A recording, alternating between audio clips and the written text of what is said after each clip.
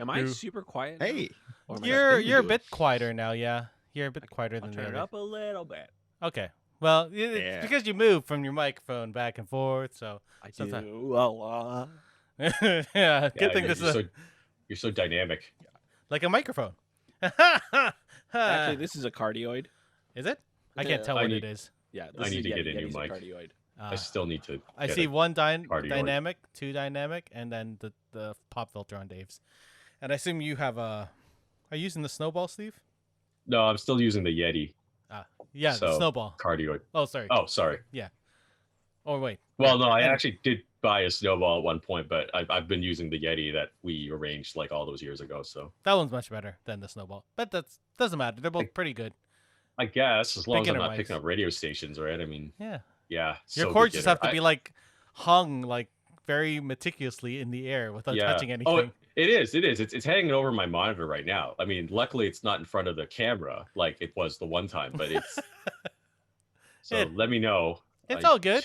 It's all good, but this is what the people expect on Geeks with Kids. The geeky podcast from a half-assed. parenting parenting point of view. Oh my You god, wanna try that I again? failed God. right at the no. The people get the lame. I see. This is podcast It's okay. Kids with I'm- Geeks, and I'm you're bringing the listening lame. on- It's okay. It's I'll not bring my up the fault. I lame. wasn't planning on hosting. No, I am sort of hosting. Heel Chris on Twitch is saying we want Matt. We wanted Matt too, but he bailed on us. So boo. He was Indeed. gonna rile me up. I'm pretty sure this time. Yeah, because I you're have a going to talk feeling. about Looper, weren't we? I'll just Yeah, have to my work extra. favorite hard. director. We'll Yeah. get to it. We'll Yeah. get to it. I don't actually have much to say that's negative, to be honest, but we will get to good movie. Yeah. it. It is Dialogue, it is, very actually. good. And Yeah. ideas All very right. neat. Anyway, let's just get into the intro. We're actually going to be talking about time loop movies, a specific type of time travel, and I'm pretty sure time travel movies. Steve will probably get into it, or at least we'll argue about what constitutes time travel versus a time loop movie. But like we do every week, we're going to start off with what's good, what we're liking in our lives. So let's go with Steve. What do you like in your life, Steve? What's good? What's your yum? Yum. Yum. You started it right out of the gate. I didn't I think did. that would happen this time. No. I'm gonna have to rewind that. I couldn't again. annoy Matt with it, so I'm just gonna go straight Fair and annoy enough. you. Fair enough. Yeah, okay. Start the annoyance early. Yeah. Well, because the topic this week is time loops. Yeah, I've been enjoying the time loop movies. I just we'll talk about it, but I've been working my way through. I have these like moments where I'll not be able to get myself out of bed, and then a day like today where I'll watch 5 time loop movies in a row, and it's like, this is my life now. This is my analogy for the world. It's never ending existential horror. It's fantastic. So yeah, I've been enjoying my movies. I've constructed a list of approximately 60. It keeps changing. Some movies count and some movies don't count, and I discovered new ones. And I'm let me see how far I get this morning. I have made it to 39. Good Lord, 39 man. films. Now, to be fair, I had to remove some, and also 3 of those are shorts. So 36 actual movies. There was that short that Dave shared that was really good. Yeah, I counted that one. But yeah, there are actually 2 YouTube videos and 1 30-minute television show on my list. So not counting those, it's 36. But yeah, I really like that one. We should definitely bring that one up, though. Oh, I forgot That's to a watch great little the short. time loop Supernatural episode. I know Dave mentioned it like last week or 2 weeks ago. Yeah, I I've been didn't trying to rewatch avoid it. television as well, because that would just like the list is already so overcomplicated, and we'll talk about the Balloon. And it's definitions basically of the it. whole TV show. There's like several TV shows that Yes. are essentially time loops, right? Yeah, exactly. And I was like, when this is all done, maybe I'll get to that. I'm just not. I'm not there. So anyway, that's my yum. Endless time loops, endless time loop hell. It's great. I love it. Fair. What about you, Dave? What are you liking? I bet you think I'm gonna say Apex Legends. I'm not, because we talked about it earlier. I started playing. I convinced one of my buddies to play Gloomhaven with me. It's out, like the beta is still out, but you don't need to sign up for a special beta to play multiplayer. Bunch of new content's out, and we're having lots of fun. We're just killing lots of monsters. If you don't know what Gloomhaven is, it is a board game that was kickstarted, I don't know, like 4 years ago, and it's Yeah. massive, and it's Yeah. basically like a lot. It's like D&D without having a DM, which a Yeah. lot of games do. This game does it kind of well, but it's a very unique sort of like, it's not like your typical fighter, wizard, elf stuff. It's got its own kind of universe. It's pretty good. It's It pretty looks fun. like you're actually playing on a board game. Yes, they just translated the board game to the PC, which is, you know, some people don't like that. Like some people want it. Like if you want an RPG, why don't you just play, you know, pen and paper D&D? But if you want to play a computer game, why wouldn't you just play a computer game? But sometimes you want those things to meld because you do. Mhm. And it's fun. I have to agree. I mean, I haven't played Gloomhaven, but I was aware of it, due to my interest in board games the last few years. And yeah, it was just when you go to the store, you see this thing. It is literally a box like this big, right? And that isn't even when you have it all sorted and organized. You end up having like a much larger thing with all these like slots, and it looks crazy. But it's one of those games where I fear that people buy it and then they don't really actually play it because it's probably overwhelming. And it's frankly, one of those games where like you kind of just play it once. Yeah. Like it's got cards you like rip. I don't know if you rip them up, but you have to like open things at different times. Like you don't get all the stuff right away. You have to unlock other classes to play. It's like those pandemic seasons. Yes, or this is like next level. And, this is next level. Because there's just so much. It's based around that almost, and frankly, I do feel some board games verge on. They are computer games, and when you start to realize how much math and how much tracking you've got to do, it's better to wait for the computer game version, which inevitably comes out. It's weird because like the board game does feel like a nice niche, but it's so much better to play the computer game. Like I played it on Tabletop Sim before I knew they were doing a computer game, and luckily I had a version that set itself up. But I still had to do all the work manually. Like I played with just one of my friends at the start of March last year. And I was keeping track of all the damage and all that stuff for all the monsters. I don't have to do any of that. I don't have to pull out any cards. I'll just click here, go there, and it's kind of nice. But the thing is, that's just a video game. It's like what I don't know. It's weird because you could play in person. You could just play this game next to somebody, right? Like I don't know. Yeah. No, that's a whole other. Yeah, no, I think it's a whole other topic because, like, when I got to the end of because I haven't really been on top of board games recently, but like a few years ago, like I was like really into it, and there's definitely games where you could argue it's like, is this really worth the time? Because you kind of have to sit down and go like, why are we getting together in the first place, right? Yeah. Like, is it because we want to actually enjoy each other's company, or is it because we really like want to grind and take apart this thing together, right? And there are some games that are just. Yeah, they scale better as computer games and others that are like. And it's way cheaper to buy the 3 core books for D&D than it is to buy a copy of Gloomhaven. Yeah, Gloomhaven's expensive. And I that's guarantee a hunk of paper. It's actually less complicated to pick up the Essentials kit and start playing that than it is to play. But then you have to have a DM is the thing. You don't need a DM for Gloomhaven. That's the benefit. Sure. Yeah, I will say that I have a bunch of friends that are big board game people. Like they had board game nights all the time before the pandemic, and they are very thankful that there are video game versions of these board games because they just play it online together with the same people, and so they'll be playing. Like you can play Ticket to the games like Ticket to Ride and Monopoly are all fine. Yeah, but it's when you get like playing Catan on the computer is fine. They play Catan on the computer. But when you get into like really new, do you want to play Twilight Imperium on the computer, or should you just play Stellaris? Yeah, dude, at that point. That's fair. Yeah, Twilight Imperium. Yeah, no, Stellaris is I would say arguably better, and Twilight Imperium. The only reason you play it is to have a ping pong table in someone's basement for 9 months and to look at all the little miniatures and drink beers and never really play it. I mean, it's a great game, but it's a great game. It's a game in that you're just plays. getting. Yeah, it's a game that you get together and you admire, right? But yeah, if you were serious about the game, you'd just play Stellaris. Yeah, I agree. Interesting. That's my I'm done. Yeah. Now I want to paint little miniatures. Good. I have lots. Put of them everywhere. I don't like painting. I just buy them. I love painting. I didn't put that. There's a link I posted on Facebook. There's this company in the States. Adam Savage actually just talked about them that does model accurate paint for Star Wars models. So they're the actual paint that they did for the official ILM model. Just buy the X-Wing miniatures, like the X-Wing Starfighter. Those are all based on the models and they're painted properly. But people like painting their own stuff. All right. Just I saying. don't like doing it. It's expensive though. It's like 125 pounds. Oh, I know. I probably have Exactly. several For a $1,000 set. worth I of was X-wing miniatures Oh, that I haven't. I meant used for in the 5 paint, years. just the paint. Although to be Yeah, fair, me that's too. regular paint prices for that many paint bottles. All right, Hawk, what are you yumming on? Yum I yum yum am yum yum. yum. I am yumming on Jupiter's Legacy. I told you, on Dave. I Netflix. told you, Yeah. Dave. Dave has words for you. I don't have Yeah, we have to words. talk If you about like it, this. you like Oh, it. I Dave. just, That's you it. know, go, We don't do your yuck thing, and anyone's I yum. will interject. at the Nah. end. I'll- Don't yuck that yum. It's a fantastic little series in that, maybe it's not the most original in that, but at the same time Mark it Millar. was a great watch. I mean, Eric and I were kind of going through like some of the the markers in the series, and it was like, oh, there's an island from Lost. Yeah, I know. It was fun, but like I saw the twist like way early. Like I just I don't assume like things that aren't done. that's fair. That's Is- not they- a complete story. didn't they- That's not a complete story.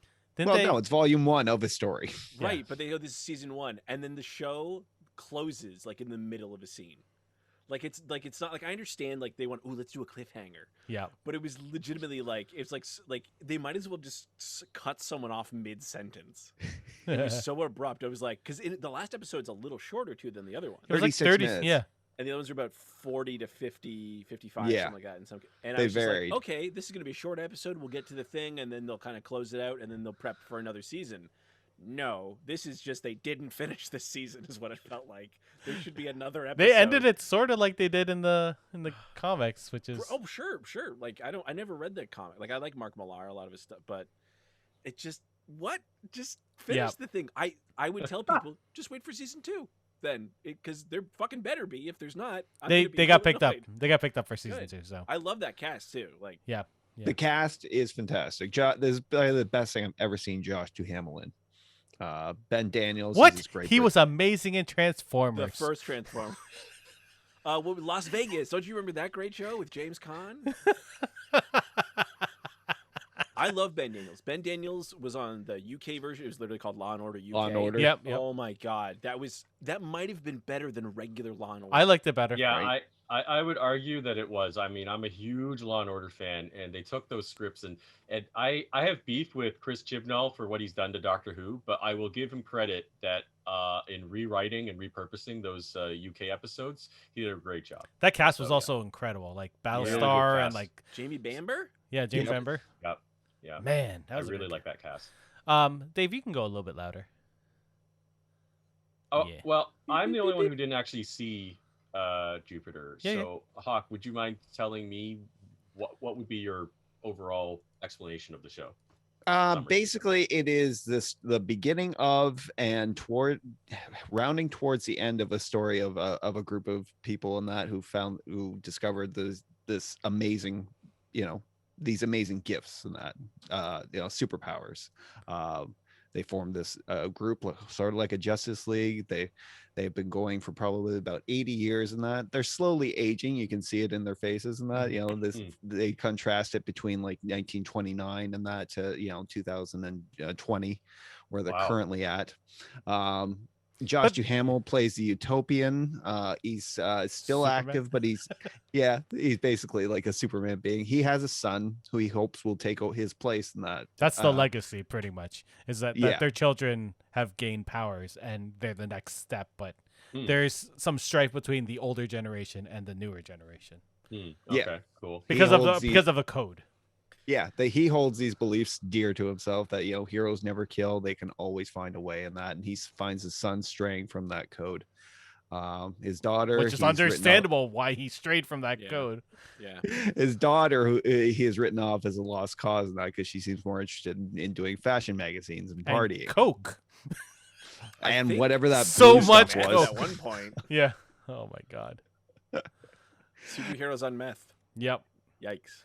Or What I find weirdest maybe is that the characters are in their like 30s when they kind of get their powers, Mm-hmm. and then they're basically the Justice League, and then their kids are like 20, and it's a year like presumably like modern day, like the the mid to late 2000s. So did they wait like 80 years to have kids? Like It seems like it, all didn't it? these It sorta seems superheroes like waited that. 80 years to have kids. Basically, none of their kids are like off by a like They just went, hey, we went from the silent generation or the greatest generation to millennials. Gen Z, or They're not even millennials. Gen Z. Oh yeah, they're millennials. Yeah. They're basically millennials. So it's like, They are what happened to the basically boomers? millennials. What happened to Gen X? Like, this is... Is that the timeline in the comics as well, or did they fudge Yeah, the yeah. dates? So they were around the Depression era, and then I think the comic came out in the 2010s. So They're pre-World War Okay. II superheroes. Yeah. And their kids are like 20 in the 2000s. So Well, maybe who knows? Maybe like, there'll be a the surprise. 80s Maybe- were weird time, man. That's why they made. Like it takes place at the start of like the Great Depression, and that actually, most of the story actually takes place on the day of the big Wall Street crash. Yeah. I like that. That was really good. Yeah, Black like his Friday. family. Yeah, his family loses everything in that, but Oh man, that scene. I know. Wow.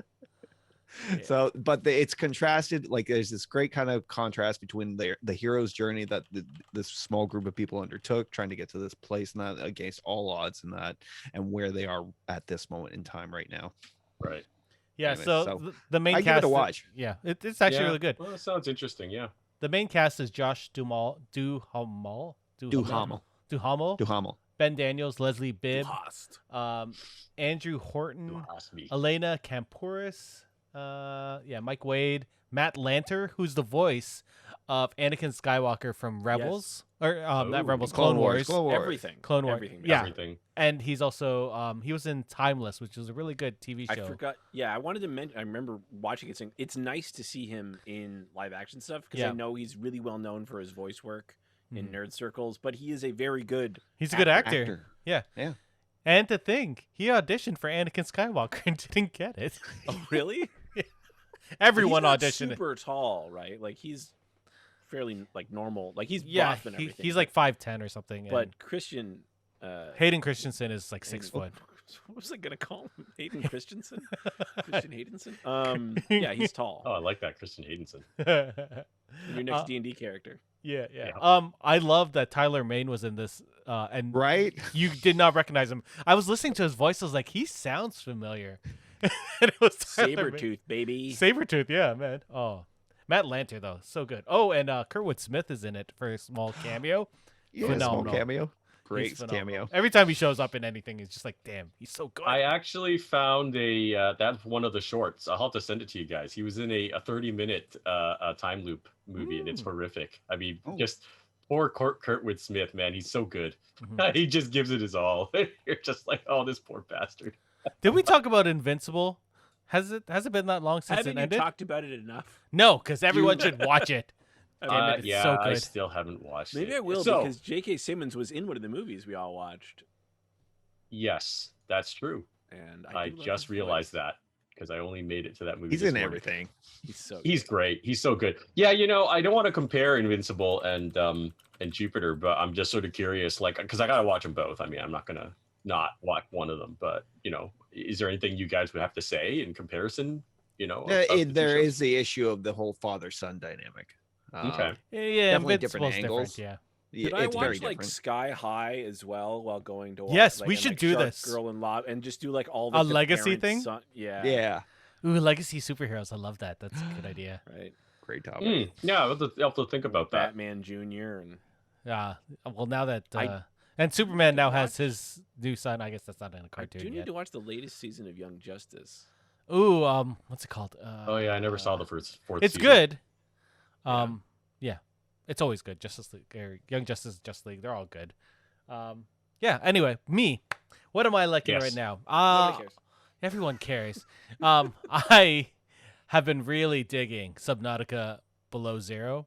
Huh. It just came out on Friday. It's very good. It's they actually optimized it for the PS5, so the controls are good and everything smooth as butter. It's great. I love that game. But before that, and still currently I'm still playing, is Returnal, which is a House Marquee game. Ooh. And it is a time loop game where every time Yeah. you die, you restart. So it's actually it's a roguelike game where you go through, you gather things, and you get skills, and then if you die, you lose it all or most of it. Occasionally, you keep some stuff. Usually, when you beat a boss, you'll keep a special thing, or if you find something special in a level like an upgrade, like a grappling hook or whatnot. It's so good. There's also the aesthetic is very Alien Prometheus, but without the stupid scientists. That's what I keep telling you guys. And Break every protocol. oh my god, let's just take off our helmets right now. My Don't God. run perpendicular to that giant thing that's about to Oh No, God, that away from it. two movies of stupid. I mean, oh jeez. We still got to do our Prometheus episodes, like our No, Alien we don't thing. need to. We don't need I- to. I As far would as I'm love to concerned, talk Alien about- ended. Yeah, The Titan What? Prometheus and how he gave us fire, and that's why that's it was a good. Nice. I like it. It Nice. just, no, everybody wants to talk about Jesus suffering for our sins, but how about the guy who gave us fire and has had his liver eaten for all of eternity? He's Yeah, on a thanks, time him. loop. the guy who gave us Liver. fire was what's his name from Moana? That's Prometheus. That's Prometheus. That's why it's I'm called thinking, Prometheus. I'm thinking of Moana. Wow. Sorry, I only know Where we Western because lost I'm our fandoms. white milk toast.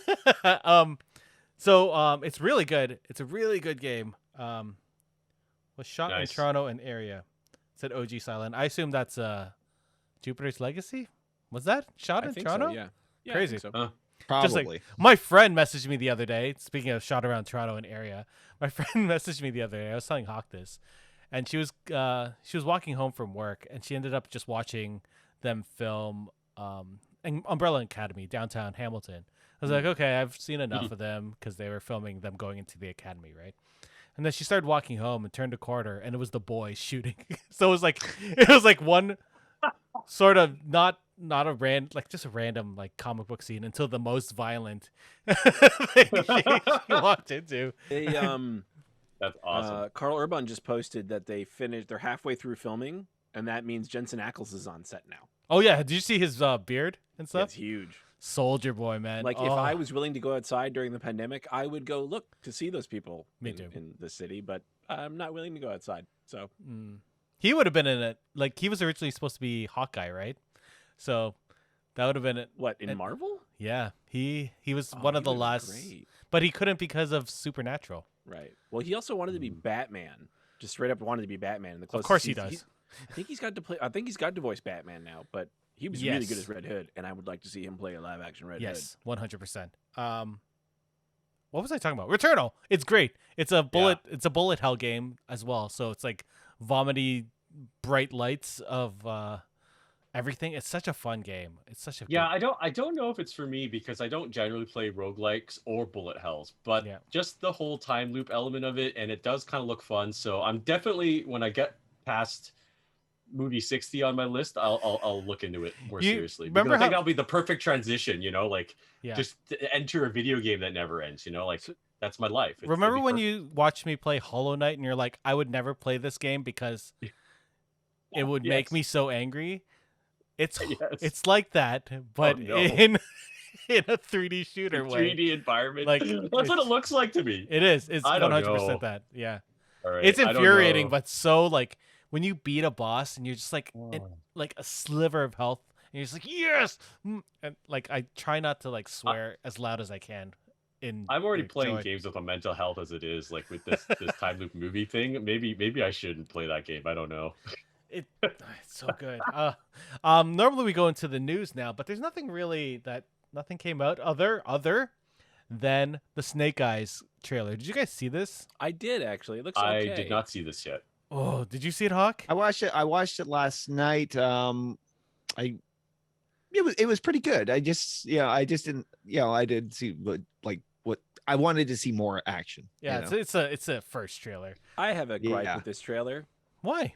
because they called it fucking Snake Eyes G.I. Joe Origins. Origins. Because that worked Gotta be so well part of a for series. Wolverine and Ah. X-Men. They Just should call it Snake Eyes. I didn't know they were gonna subtitle Joe. that. I thought it was just gonna be called G.I. Joe. or Pretty like funny. the first G.I. Joe, like the first G.I. Joe, like Captain America, the first Avenger. Yeah. Like don't put origin. Just don't. It doesn't make a Yeah. movie sound Yeah. interesting. No, Yeah. but seeing Andrew Koji kick ass is amazing in anything. I love him so much. It will 'cause be of good Wolverine. I'll despite check the that out. title. Yeah, and like for 2 seconds you get to see Scarlet. She's like, you see a little flash of red hair. Now, is this actually supposed to coincide with the current GI Joe chronology at all? Do we know, or is it just Those like let's movies? start over? This is a start because- over because the Scarlet is played by Samara Weaving. Okay. Oh, Oh, Yeah. it Really? was what's her face? The British actress who played it the last time, right? British? Was there British? Uh, Because I I know can't remember her Rachel Nichols name. played her in Yeah, the that's original right, yeah. GI Joes. Rise of Cobra. Movies. 2009. Wow, it was 12 years ago. oh, That's what kind of throws me is that like they did have like some good casting for some of this stuff. Like The Rock was perfect for Roadblock, Mhm. right? I thought Channing Tatum was fine as Duke. Yeah, I Duke- thought Duke I is thought boring, Scarlet was so, good. yeah. I thought the Baroness was good. I thought Destro and even Cobra Commander, like all the casting was pretty well great, but they just couldn't keep making those movies for some reason, even though the Yeah. second one's I really haven't- good. Yeah, I it's haven't not looked bad. into it. I thought the second one was pretty decent. I thought that was a little bit more like what they should go for. And yeah, I don't know. I'm sure there's like some production hell like history there. So we'll Maybe see. The second movie had that really great scene with Snake Eyes and From Shadow. Jinx. wasn't Bruce during Willis her- in that? Yes, he plays. The original Something. Joe. Yeah, He that's plays the idea, original yeah. GI Joe. He's like But Joseph GI or Joe something. is based on this one character Oh, called Joe. Hawk, you're talking about the one in that like Japanese temple area? Was that? Yeah, I the like res- that yeah, scene. Yeah, this is a great scene actually. Yeah. OG, Somebody- sorry. So, Yeah. Sorry, somebody tried to pass that off as the new clip, the new trailer for the Snake Eyes movie. Very nice. OG Cylon wrote, "Snake Eyes was a Nicolas Cage movie." Yeah, Yes. but nobody That's cares fair. about it anymore. That's fair. Nobody Maybe that's saw why that they had one. to change it. I don't know. Oh, probably, but that's what I mean. Like, don't put you can put the colon in, but don't throw in origins. Just call it like, Snake Eyes I- Origins. please no. Snake Eyes, the GI Joe one. Just like GI Joe stories, like Star Wars. A GI story. Joe story. Yeah. Snake Eyes, Yo Joe. Yo. Knowing's half the battle. Snake Eyes. Pork chop sandwiches. Pork chop sandwiches. Fresh pots. Fresh spots. Goodness. Other than The that, only other yeah, there was one other thing, but it's not really worth talking about because I didn't look into it. But Spiral came out for those people who are. I heard it Saw was fans, but terrible. I don't know. I haven't watched it yet, and I'm not that big a Saw fan to begin with, so I was kind of like, yeah, I might look into it, but If only Matt Moore was here to talk also, about it. Matt- I don't know if he saw it either. I don't know. I doubt Mass all their Effect. movies are Also, Mass Effect Legendary Edition also came out, last I week. don't Yeah. care. and it's I don't like care.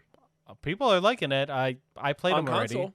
Don't Yeah, play that's on PC. fine. That's all we hear. They But they that's- owe me a copy for buying Anthem, and I haven't heard that I've gotten my free copy of. And Andromeda. They owe us just Oh. for Yeah, playing yeah, Andromeda. yeah. Everyone who bought those two games should be getting a free copy. I of don't it, so think- until I hear. Did anyone don't care. beat Andromeda other than me?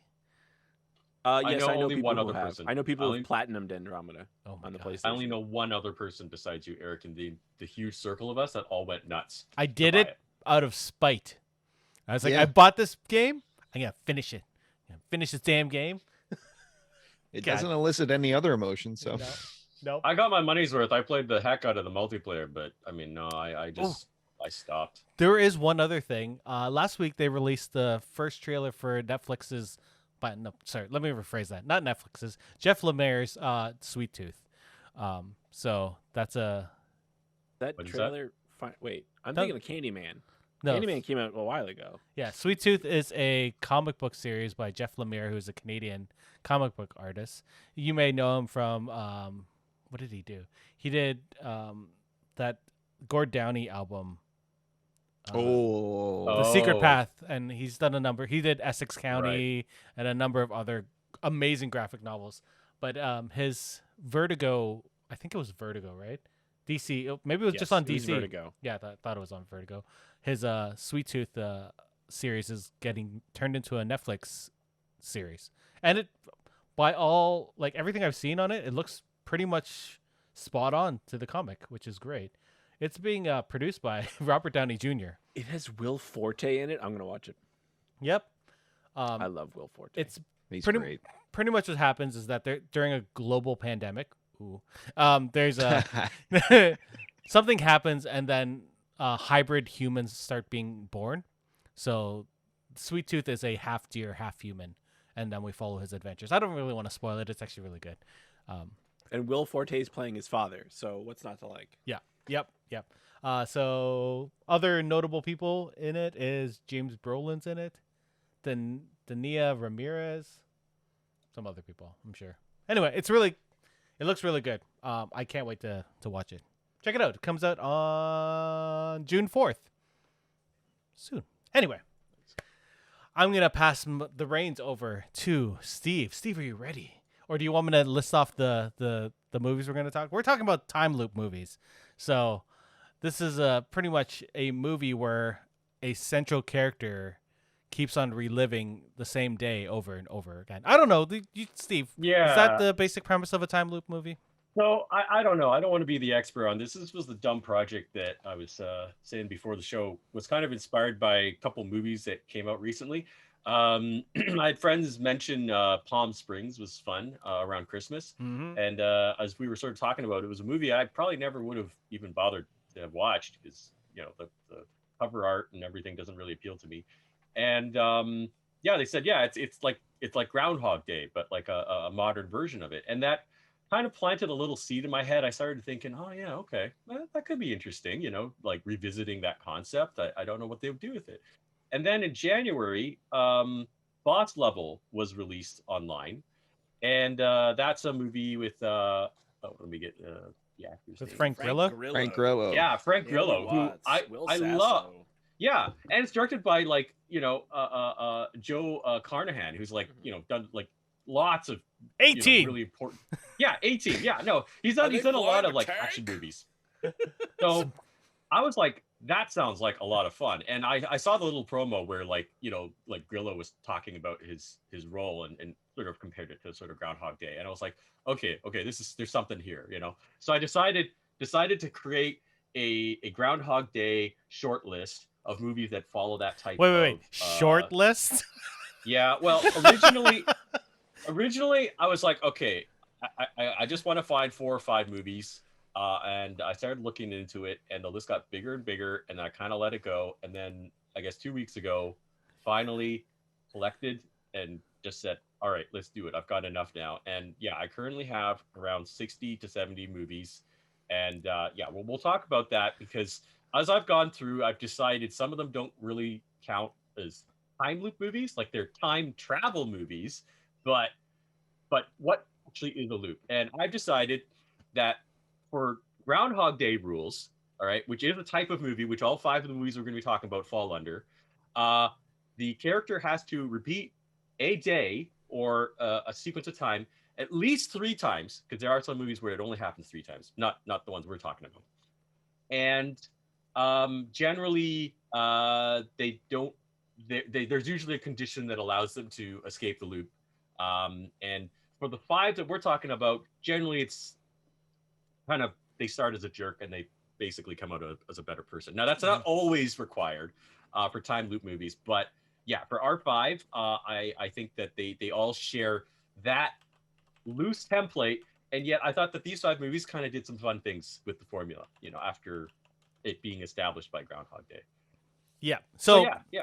So you had this is to call back to the Predestination film, which is I would argue a time travel movie because he's not reliving the same day over and over again. He's going back into his timeline and changing things and and trying to fix things, right? But he ends up becoming the cause of that issue, which is the predestination paradox in itself, right?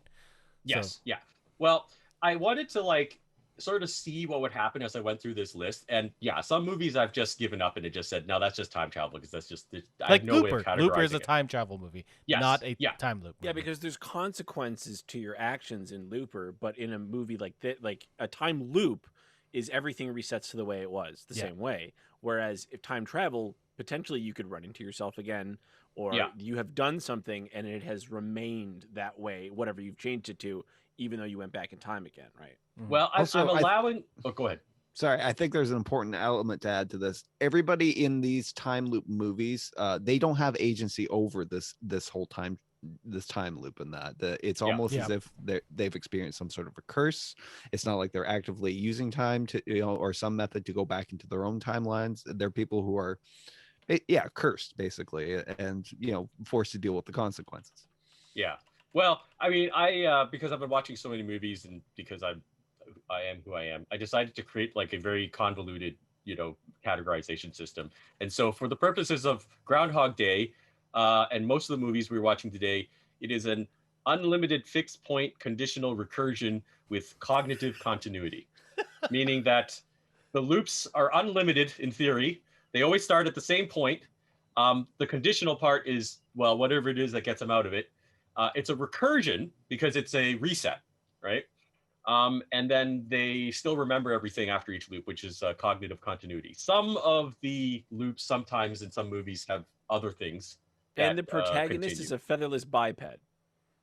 Yes. Right. But I will argue for the causal loop movie because, yes, it's not the same kind of loop. And we could say, oh, that's starting to venture into time travel. But there is a small group of films which are tight causal loops, which I have decided to call interwoven causal Ouroboros, which is like the snake eating its own tail. Mm-hmm. Because sorry.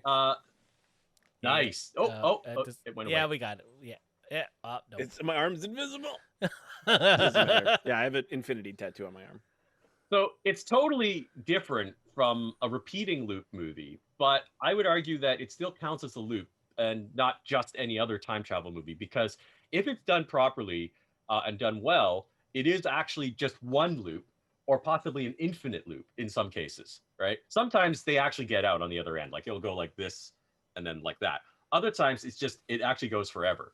And I'd say Predestination goes forever, right? Like if you work it through, like if you work out who anyone becomes and what they end up doing. So there's not very many though. Mostly a lot of movies just all fall into just time travel hijinks. But I have decided that I'm going to keep a few permanent causal infinite loop movies also on the list. But honestly, I've only come across 4 out of the 30 or so I've watched so far. So interesting. Yeah. Interesting. Should we go into the movies? Yeah. The first one on your list was 1993's Groundhog Day. It was directed by Harold Ramis and written by Danny Rubin and Harold Ramis. It stars Bill Murray, Andy McDowell, Chris Elliott, and a bunch of other people. Do you want me to go into it? It's about a weatherman who finds himself inexplicably living the same day over and over again. That's pretty much it. Yeah. So why'd you pick this movie? Well, I mean, the whole premise of Palm Springs being sort of a redux of this movie made me think, wow, like, has there been any other movies? And that's why I started doing more research. And there have been like a couple that took place before this one, but everybody refers to Groundhog Day. In fact, it's referred to in a lot of the movies that we watched. It's just sort of By ubiquitous. name. Yeah, by name. Like it exists as a thing in the other movies, which I thought was really funny. So yeah, it's the quintessential time loop movie when people talk about this type of thing. And I also hadn't watched it in a really long time. So I thought, oh, that might be kind of fun. And I guess also part of background for this whole time loop thing, it's also maybe due to this whole situation that we're all in, stuck at home and nothing really happening. And I guess it was sort of a way for me to explore it cinematically without going straight to like pandemic movies, which might have been more depressing. But remember there were plans when we were going to do that last year. And we're like, oh, this will be fun. And now we're in talked year about getting 2. a bunch of fast food. Yep, and then that was it. That was the whole plan. Was just reviewing. One fast day food. we will do that, and then the pandemic hit. God damn it! Yeah. So that was sort of part of my cinematic masochistic nightmare that I designed for myself. But I was really surprised. Groundhog Day really holds up. Yeah, I really like the reason it's like the quintessential time loop movie is it's really well done. Like it does all the things you would want to do in that scenario. And it has him try certain things, like to try to figure out things, and it doesn't work. And then he just kind of accepts it, and he goes through like all the phases of grief, and without realizing it, he becomes a better person by the end, and it's fun. It's a fun story. And you haven't discovered a movie that with that premise from before, right? Like in your research? Not one that's done quite like that. No, not yet. But there are time loop movies from. Oh, okay. Yeah, there's one or didn't two. know that. Now I actually hadn't made it to. There's two French ones that I'm curious to check out. It's from One like apparently the is 70s. Was it the 60s. 70s? 60s. 60s. I couldn't There's remember. two from the 60s. Yeah. Je Je t'aime, je t'aime, t'aime. Oh, that's which right. I haven't we did watched talk yet. about this. That's about 3 or 4 down my list. And there's another one that actually is somehow connected to 12 Monkeys, which Oh, really La Jetée. makes- Yeah, that one. Yeah, see, I hadn't even heard of that movie. And Yeah. people, apparently it is the inspiration for that one. It's a so I don't it's know. a short film, but it's weird because it doesn't actually involve motion film in that. It's told through photos. images and Yeah. narration. I feel Yeah. like- Yeah. So I don't know if they'll count. I mean, I haven't gotten back to those ones yet, but yeah, we'll have to see. Do you guys remember seeing Groundhog Day for the first time? Did you watch it back then, or was it a later watch for you guys? Remember, it was on TV all the time. Yeah. Yeah. It's All been the on time. TV a lot recently, especially in February. It always, Yeah. they do it constantly in February. I don't even remember the first time I saw it. And it was probably like on VHS. I definitely didn't see it in the theater when No, it came me out. neither. I don't think Yeah, me I've neither. ever seen a physical copy of this movie, but I've seen it played on TV hundreds of times. And yet, Yeah. nothing was cut out of it because I remember everything in this movie. I don't think there's anything. There's not really anything to cut. Like it's Yeah. not. Yeah. There's nothing filthy in it. There's no swearing, right? Like, Yeah. Yeah. And it's still really funny in that, Yeah. even without swearing, without like anything gross situation, it's still a really funny. I mean, this is everybody at the top of their game, right? Yeah. Yeah. Yes. Yeah. And going off of what Steve said, like, what's great about this hero, I'm gonna put hero in air quotes here, is that he does stuff that everyone would want to do. Tries to steal steal money from a bank. He does a car chase with cops, and like there's all the stuff I was like I would check off my list and be like, if I'm gonna die and relive this day, I'm gonna try and do all of these things. He tries to get out of the town, doesn't work. Yeah, everything, man. It's great. Yeah, it covered all the bases the first time. and the fact that later on in the movie, and that he realizes that just doing these things over and over again, isn't really helping. I like the fact that they established that you could actually take the time to learn something. Yeah. Him learning piano. That was The piano that's thing, my yeah. student. That's one of the best jokes of the movie. Yeah. Oh man. I'm trying to think of. There's nothing that I can like say bad about this movie. Yeah, it's sort of funny for me. I didn't actually really like Bill Murray back in the day. I didn't really get him. Mhm. So it's funny because as a kid, when I watched Ghostbusters, I liked everybody else except Bill Murray. And now I'm kind of the opposite. I kind of like enjoy him a little bit more than some of the more like obvious, like goofy guys, right? And that was another reason I wanted to rewatch this because I probably rented it, from like Jumbo or something at some point, but didn't really take the movie too seriously. Just like, oh yeah, that was good. I got it. But watching it again now, I'm like, yeah, no, he really was top of his game, like you said. Like his particular brand, like really works for this movie and this character. So yeah, good job. It's always weird seeing him in a movie in that because I don't imagine like ever have being able to write a movie for Bill Murray in that all his lines they always seem like really tailored to him in that, and so I always wonder if he improvs a lot of stuff and they keep it in edit. I wonder because originally his role was supposed to go to Tom Hanks, and then Harold Ramis was like, Tom Hanks is too nice to play this character. So yeah, fun fact. But Tom Hanks does play mean people. But is the not at thing, that and point. I think he's pretty believable. No, I mean when like did Turner and Hooch come out? 88. Really? Yeah, this Before this that. movie. Yeah, no, say like 93, Hooch, like the muffin. 93 was the turning point for Tom Hanks, and that 93 was the year he started in Philadelphia. He's and a won an real Academy neurotic Award. asshole in Turner and Hooch. Oh yeah. And I love that movie. Another fun fact: Bill Murray was bitten by the groundhog twice Oh while my filming. God. Oh Ah. no. Any final thoughts on this movie before we head on to the next one on our list? This was No. this was our comedy. What did you say this? What would you label this as? What did I laugh? Comedy romance time Yeah. warp movie. I was just trying to be a little arbitrary to like sort of separate them all, but I think that counts. Like We don't- it's We don't need 'cause no he woos comedy Amy and romance. McDowell, right? Yeah, he That's does. kind of the whole. Oh, when he was so sleazy at the beginning, and then it ends up becoming actually really nice, and you're like, yeah, cool. I don't know. it's a very believable transition. And actually, I'll go off the list momentarily. I was trying to explain earlier how like generally you watch these movies and you enjoy the jerk's transformation. But there was one movie I ended up watching because I enjoyed a few of my movies, and I was like, okay, this was a really good movie. I need to put a movie I'm not as interested in right here because I'm not going to get to it otherwise, right? And I watched this movie called Christmas Do-Over, which is an ABC Christmas TV movie, which is apparently a remake of another one called Christmas Every Day, which was from the 90s, which is also a I TV need these movie. Christmas movies.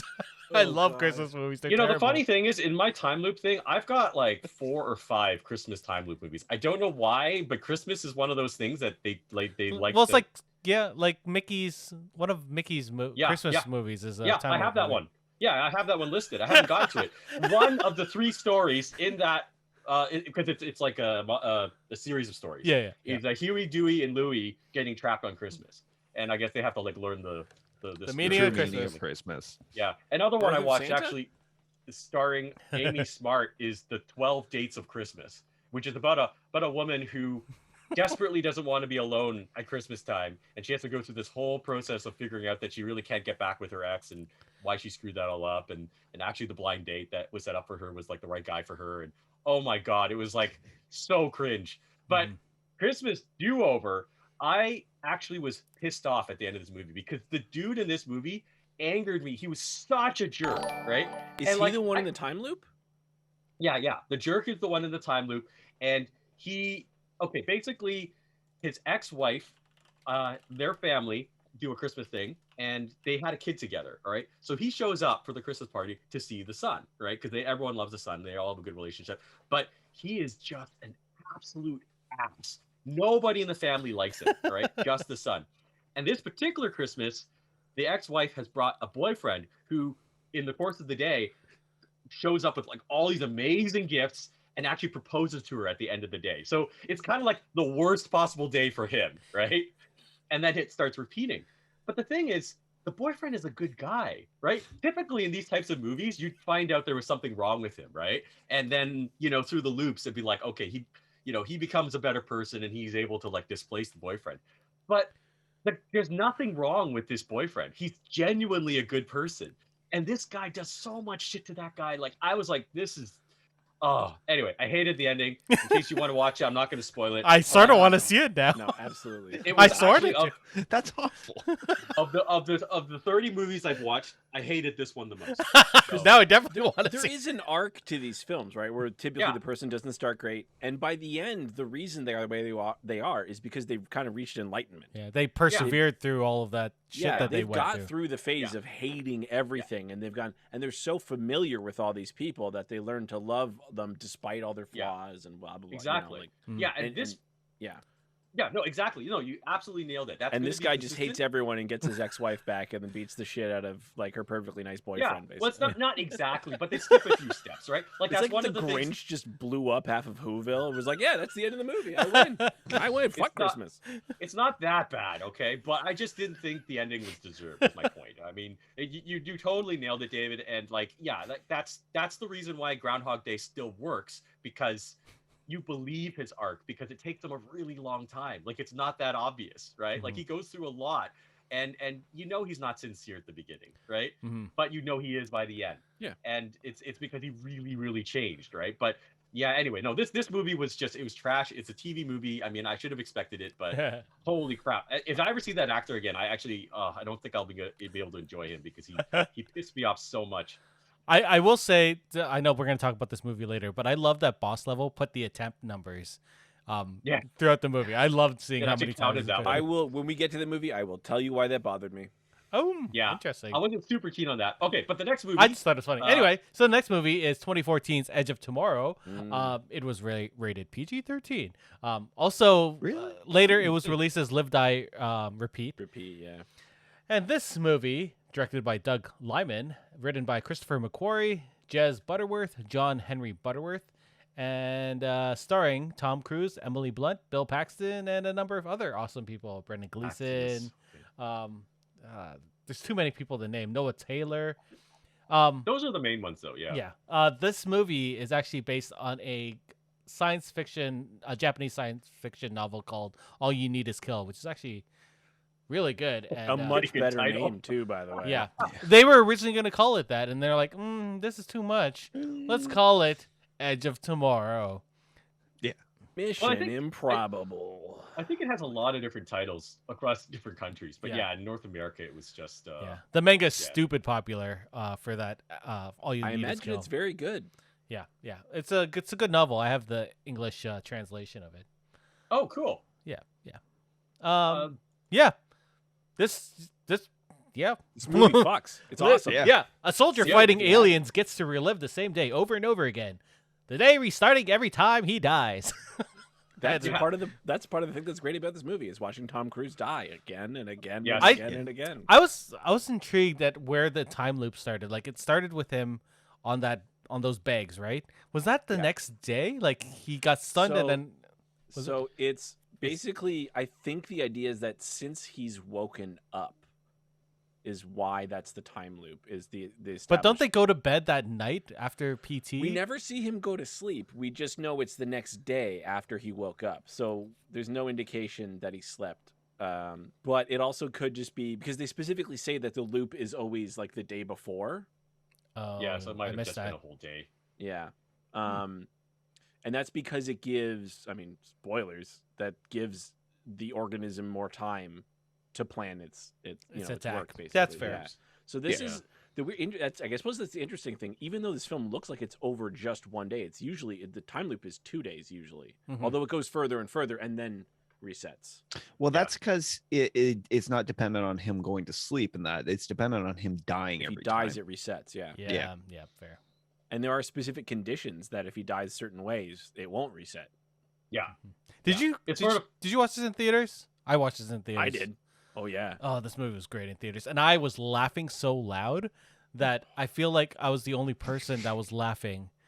But when you see Tom Cruise die that many times over and over, and he's such a weasel at the beginning that you Yeah. That's why enjoy it's him good. dying, That's why right? it's so good. It's good casting. It's good casting because this is right around the time I think things are getting a little awkward with him. And I did want to see this in theaters and I missed it. And all these years I had not seen it. So this was one of the ones I was like, oh, this has got to be on the list, for this reason, Mm. And yeah, I really enjoyed it. And it's funny to me when you cast somebody and yeah, you get this sick pleasure out of seeing them get killed, like earlier, my last stupid movie list was horror movies involving wax, right? And the 2005 remake of House of Wax has Paris Hilton in it, Mhm. right? Her only reason for being in the movie is to be killed. She's not bad though. Like for what she's trying to do in that movie, she's perfectly cast. Like I don't besmirch her acting. She's totally. I actually kind of feel bad for her now, But watching her get killed, she's I was filthy like, fucking rich. watching her get killed though, they totally designed that death to be utterly gruesome and utterly horrific because it was her. And I give her props for agreeing to be killed the way that she did. But anyway, getting back to Tom Cruise, yes, absolutely, that was one of the features, and I think it really helped too because he does play a jerk so well. Like he Yeah. plays that kind of like what So you think Tom believable. Cruise is. Yeah, Mm. and that like, slimy like media executive, you're just like, oh Yeah. In a military uniform on top of it too. yeah. oh, it's so satisfying. Like even at the beginning when Gleason just like completely railroads him, like and Paxton. Paxton Paxton is like, amazing. is so good in that role. The He's- thing that might be worst about the fact that this movie is supposed to get a sequel at some point, and they've Yeah. been working on it for 5 years, trying to get rewriting scripts and stuff. Hasn't is it been that longer? there's- Uh-huh. 2016 is when it came out. This movie came out in 2014. Oh, I'm 2014. sorry, 7 years. And unfortunately, Bill Paxton's Died, gone, yeah. right? Mhm. Like, so he can't possibly be in a sequel. This Mm. was like, if not the last thing, one of the last things he did. Yeah, close. he was in Yeah. that Training Day TV show. That was the last thing he really did, right? Oh. Yeah, that was the last thing he was in. Yeah, and he's so good in this. Mm-hmm. Just, Oh, like, just Yeah. I didn't know. Like Shutting I down went to Tom Cruise left and right is great, and then the bewilderment when things turn around is so Mm-hmm. great. Like, what? How do you know what I'm gonna say?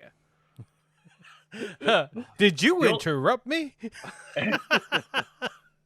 drill sergeants or whatever you want to call that, like that shouty sergeant trope. I mean, when it's done well, it's just such an enjoyable thing, you know. And like I did not know he was in this movie. Like I went into this movie fairly blind. Like I knew Emily Blunt was in it, I knew Tom Cruise was in it, but I didn't know Gleason, I didn't know Paxton was in it. So when he showed up, oh man, I was just grins. Like I was like, this is amazing. This is the best thing. And ever, you could tell know? he was having a blast doing that role too, and just showed on screen. Man. Yeah. I think. Yeah. Oh, go ahead. Sorry. No. I was just gonna say, like, I love the sci-fi aspect of this movie. Like, I know most time loops movies we assume there's some sort of sci-fi, but this one hard sci-fi, like with aliens and like, the way the aliens moved, like there was something like outworldly about it because it seemed like they were sort of glitching in and out of the frame. So it just Blurs. it was just They moved. The so design was fast. so good. The Alpha was amazing. Seeing that for the first time, like everything was just the production design and everything that Doug Liman did was just it was shot perfectly and just I think he's actually a really underrated director. Mhm. Like he did the first Bourne movie, which I still think is the best Bourne movie. It is the best one because you could see the fights. That's right. And that's That why, bothers me. because the action in this movie is fast, but you can keep up with it. Even though these creatures move so quickly that you can hardly pay attention to them, every frame is a painting. Like in this, you're like, okay, it's quick, but I still understand. It's not, they're jump cuts, but they hold long enough to give you like almost like a still image in your head of the action, and then it moves on, so you can understand what's happening without it being blurry and shaky and stuff like that. Yeah, and really that's the only true. time that he really cut really quick was when Tom Cruise was getting beat up in that training montage, and even then it was long enough that you could see what was happening. Yeah. And that No, also helps the CG in this film too, I think, because it's been 7 years and it looks good. Mhm. Like it doesn't look like crap. Like a lot of like even Marvel movies 7 years ago, you're like, well, it doesn't look that great. But this holds up incredibly well because of the way they did all that. No, they He's do an it very amazing- thoughtfully. He is really an amazing director in that. Like, you know, I don't know if I've seen a bad film of his. Like, even going back, he directed Swingers. Yeah. And Go, I think. He did Go. I was going to bring up Go, like, because that's kind of like one of his forgotten movies, and that's this little time lapse. I guess Gen Xy kind of like Gen indie X, drama. really? I don't Well, think I've it's seen sort that of one. around that time, I and guess, you know, yeah. you know, starts like, you know, like they had a weird cast. Sarah Polley was in it. She was so good in that movie. Yeah, I love Scott Sarah Wolf. Polley. Scott Wolf from Party of Five was in it. Party of Wow. Five, eh? He mostly Wolf produces stuff, but he is such a good director. Yeah, I think- yeah. Oh, and Timothy Oliphant was in Yeah, it, he was the too. drug dealer in that. Yeah. Why do I Wow. know? Why do I remember I this? know. I haven't seen that movie in years. I had the soundtrack. I love it. That little thing he said, he was going on about the family circus. He's like, there it is, just Yep. sitting in the paper and that. Why do I remember this? That's amazing. Another interesting thing about this movie is that not only does it time loop for Tom Cruise, but originally Emily Blunt's character also went through the time loop. And I don't remember any other movies where that happened, where a time looper met another time looper and helped them go through that. Yeah. No, that's something that across all the movies I've watched, I was going to say actually very few of the time loop movies actually have an explanation for the time loop. So you'd think there'd be more. The sci-fi ones tend to touch upon it a little bit more, but there's such a variety of time loop movies that actually a lot of them aren't sci-fi. But yeah, that was a very interesting circumstance. There haven't been very many where multiple time loopers encounter each other. I have started to stumble across a couple actually, but this is the first time that you had one that had the ability instructing another one. You know, like it was sort of interesting to see that play out. I was going to add also to the point that David was making earlier, being able to track the action and what was happening is so important to this movie. Otherwise, the looping doesn't matter, right? But I really also I got to look into this practical effect side of it. Like the CG is great, but like those suits, like Those suits are real. Yeah, they're all real So and dope. they look plausible, you know. So I'm kind of curious. I got to look into the behind the scenes. Didn't for they that, have 'cause like that was- cranes and stuff for them for the main one, the main actors, the hero suits? I think they were sort Probably of they have floating to. around running because Yeah, they're stupid I don't know. heavy. Oh man. Yeah, I'd be curious. I'm sure you know, because of how recently it was shot, there's going to be a lot of behind the scenes stuff. But yeah, I got to look into that because they did a really good job, like to pull that off, you know. So This is apparently one of the factors that is keeping the sequel from being made. And that I think Emily Blunt actually talked to the press on that this week, and that and said about how like the sequel is actually too expensive to shoot like right now. That, you know, that because is sort of fair. because they wouldn't want to like, you know, cheap it out and that, so they want to go practical effects route, but it's just not feasible, you know, Tom during Cruise the have like pandemic. tons and tons of money. Yeah. Doesn't he normally like? Can't he he just insures like all this open stuff up himself? like one of his pockets and be like, "Here's Yeah. movie money. Here. Oh, there's that jacket over there I left from Top Gun 2." Doesn't he get fucking like half the money from every Mission Impossible movie that makes like $1 billion? Well, now he's an executive producer, so he makes all the money. Yeah. Oh man. I'm trying to think of what other things I loved about this movie. What I would say is that I think the reason this movie kind of works so well is because even though we kind of have a hero's journey for Tom Cruise, right?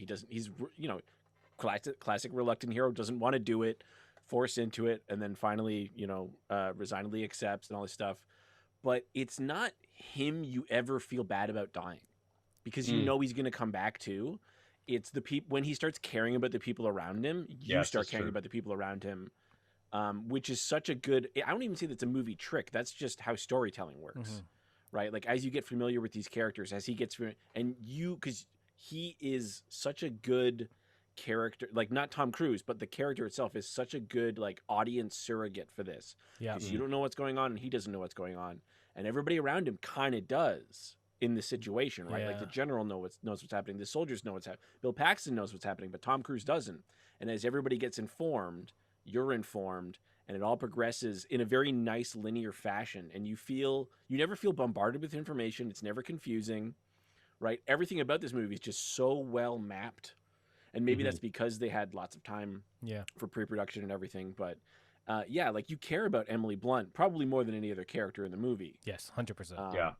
Seeing that sequence where she keeps dying over and over again, you see it wearing on him as every Yeah. loop happens. Oh, it was such a well done sequence. And here's the unique thing about this in comparison to some other time loop movies, and that like before he can complete his journey in that, this ability is taken from him.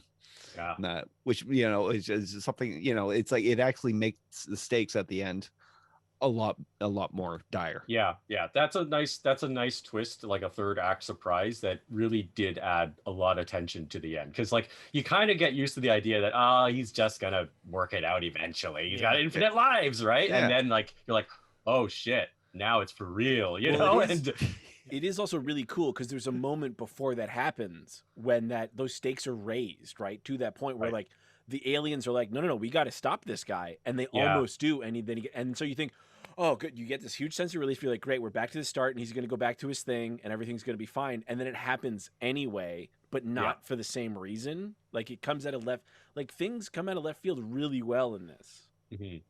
Yeah, I think overall, like one of the best things about going through all these time loop movies is to see like how the pattern of Groundhog Day is applied to different genres. And then this is one of those movies where like, yeah, okay, it was just an excuse to get people killed, you know, a lot. But no, they did a lot more with it, right? Like what you said, David. They made you really care, you know, because it's a war scenario, so there's obvious violence, right? But they made you feel for the situation and the desperation of the fight and the characters dying. It wasn't as senseless as it could have been. So there's a surprising amount of heart in this film, right? For something that's supposed to be this giant action war Any film. movie that's doing its job right will make you care about the characters. It doesn't matter how shitty they are. Yeah. Like you care about Bill Murray in Groundhog Day, and he's a huge asshole at the start of that movie. Yep. Like Tom Cruise is a huge asshole at the start of the end of the movie. You're like, yeah, well, I'm glad you know what? I'm glad Tom Cruise didn't die. Yeah. All Like, right. That's their job. Yeah. Anyway. True. Let's move on to what you call. Where is that a thing? What did I call it? This Slasher is comedy. a slasher dark comedy. Yes, you're right. Yeah. Pretty funny. Happy Death Day from 2017, rated PG-13. Again, surprising. This was directed by Christopher Landon, written by Scott Lobdell, and stars Jessica Roth, Israel Broussard, and Ruby Modine. Those are the main three listed here. Wasn't this a Blumhouse? Yes, Blumhouse. this is one of the Blumhouse. Blumhouse successes that he's been able to carve out. $175 million worldwide on a $4.8 million budget. Damn, I never that's saw horror. this movie, and I really like this movie. This might have been like my favorite of the new movies that I saw on this list. So it was really fun. I thought the cast was phenomenal. I thought the death scenes were great. What was different about this one is that each loop actually affected the main character. Like when she was in the hospital and they were showing Like they're like, Yeah. you should be dead, and she's like, yeah. But the fact that it was wearing on her and that she could only go for so long, again, sort of like Edge of Tomorrow. There was actually stakes involved with her dying over and over again, even though she dies quite a lot. And it's funny. Yeah, that's Damn. Yeah, that's the thing. This was a movie that I also had missed, but I knew I would enjoy for the sort of the sadistic element of it, which they do play up to. You know, I mean, they do. Yeah. It is a movie that is very much aware of slasher tropes. I don't think it's a great slasher, but it doesn't really need to be. You know, like it's not about that, right? And I was really surprised by the lead, Jessica Roth. Is it? Yeah. At the very beginning, she was very stereotypical, and I was like, yeah, okay, right, that's what she is. But she really came across like I really liked her comedic timing and her empathetic acting by the end. Like I was really rooting for her. And again, this is a movie that takes the Groundhog Day formula but applies another genre's tropes onto it perfectly. I mean, I don't think you could do this. I mean, there's been a couple movies I've watched that are similar, but this is the best one by far. It was those tropes. It was so funny because I was sitting there watching it, and I'm like, how are they gonna explain this Jason-esque killer knowing where she's going at all times? And it totally makes sense by the end of the movie, and it's not hokey and shoehorned in like so many of these movies are especially the horror slasher movies. And I don't want to ruin it because I feel like this fell not a lot of people may have seen this. At least a lot of my friends never watched this, so I don't want to ruin that for them. Yeah, I wouldn't talk about it. It's not like some other films. You really don't want to know the ending of this film before going in. And it's definitely a movie that a lot of people would have skipped because they just assume, oh, it's just some dumb slasher, which is generally the case for any slasher movie, even though there are some that are worthwhile. This is definitely one that is not too bloody. I mean, he dies a lot, it's not bloody. Not really gory. That much. No. Yeah, it's not even really that scary, even though it is Blumhouse and that. But that's the thing is, I think the deaths are played for comedy. Yeah. And that's what's great about it. Yeah. That's why I call it a dark comedy. It's not really a horror movie. This is more of a dark comedy making fun of slashers than anything else. So I would say if you're not really sure because you don't like slashers, this isn't really a slasher. It plays with it. It kind of makes fun of slashers, actually. Yeah. Kind of like the way Scream tried to reinvent that, or maybe not reinvent, but reinvigorate that genre. This movie kind of takes those two things and takes the best parts of each. Yes. And makes one very competent film. Yeah. Yeah, I enjoyed this one a lot more than I thought, and it lived up to my expectations. And yeah, I just love the acting in it. All the actors are great. It really got to hand it to Jessica Roth in that. I mean, because all these movies are always centered around one person in that, and it's and one actor in particular in that, and it's so you really have to kind of empathize with her. And it's hard at the beginning. It was so hard to empathize with her. Oh my gosh, she's such a bitch. Just as spoiled, not I don't know, spoiled. Well, spoiled, for sure. Sorority sister in that with these horrible values on it. Yeah, entitled in that, and it's just put through her paces, put through this kind of Promethean task. It's Sisyphean task. I don't know. Yeah, Sisyphus. Yes, that's actually a much better analogy. I don't think I saw her in anything before this movie, and I don't. Looking at her list, there's nothing I really saw before with her, but I definitely saw her in the Amazon remake of Utopia, where she played Samantha. Oh, okay. So, and I had a lot of issues with Utopia, the U.S. version of Utopia. I think I never even finished it. You didn't? So do you recognize her? Yeah, I recognize. I remember her. Yeah. What happens to her? But yeah, it's not the U.S. version is not good. I'll give you the UK one. So yeah, there can't be 2 liters, Erik. Oh my god, that movie! I'm trying to think of anything else to say to this. It's a good spin on a horror movie. Yeah, I'll also say. Oh, go ahead, David. I was because we kind of spoiled Edge of Tomorrow, but I think that's fine because it's a Tom Cruise movie. Yeah. You know, at the end of a Tom Cruise it's still movie, good action. It's still good action. Yeah. Whereas this movie, if we said the ending, you just wouldn't want to see the movie. Basically anymore because you'd be waiting for certain things to happen. Whereas if you just watch this movie, I don't think any of us knew what we were going into basically when we watched this. No. And you come out just hey, that was fun. I had a lot of fun, And I'm, like I didn't. This is one of the few ones I did. I didn't rewatch this, and I didn't rewatch Groundhog's Day, and I knew I didn't need to rewatch this because I feel like rewatching it wouldn't be the same. Like this is unfortunately, like I can rewatch Edge of Tomorrow. This is a movie like you can watch it once, maybe twice. Yeah, that's fair. Yeah. But this is also like a very good theater movie. Oh right? man, Yeah. I would have loved to watch So this with people. This great. would have Like, been fun in a theater. the laughter of everyone else in the audience is so nice.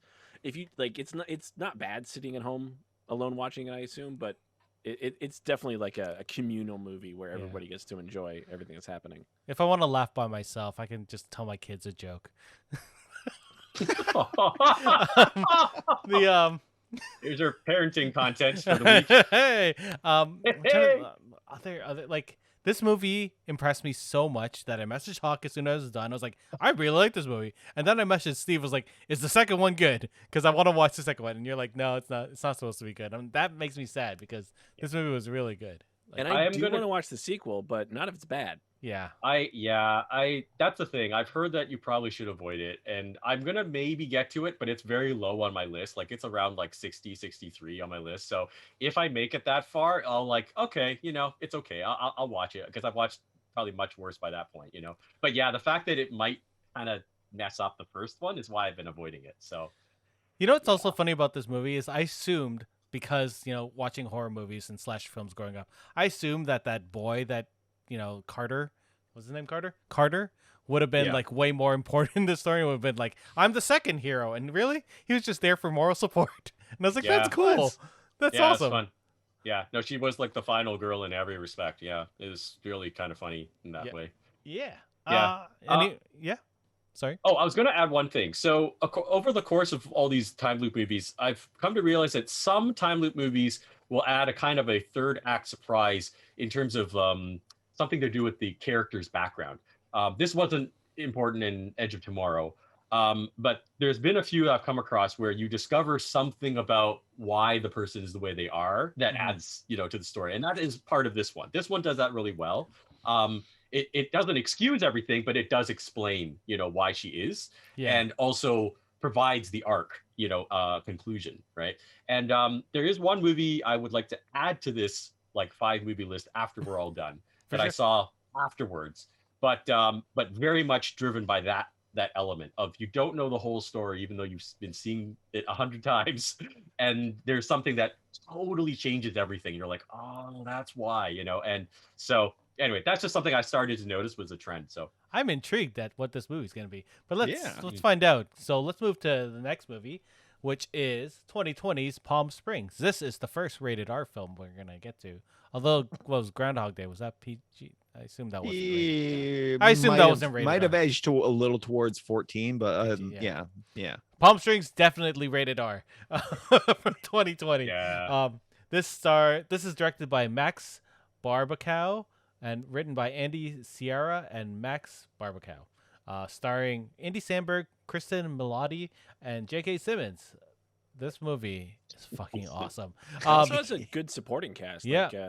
Like, Peter Taylor Gallagher, Hoechlin was in it. Peter Gallagher, Camila Mendes, you said Tyler Hoechlin.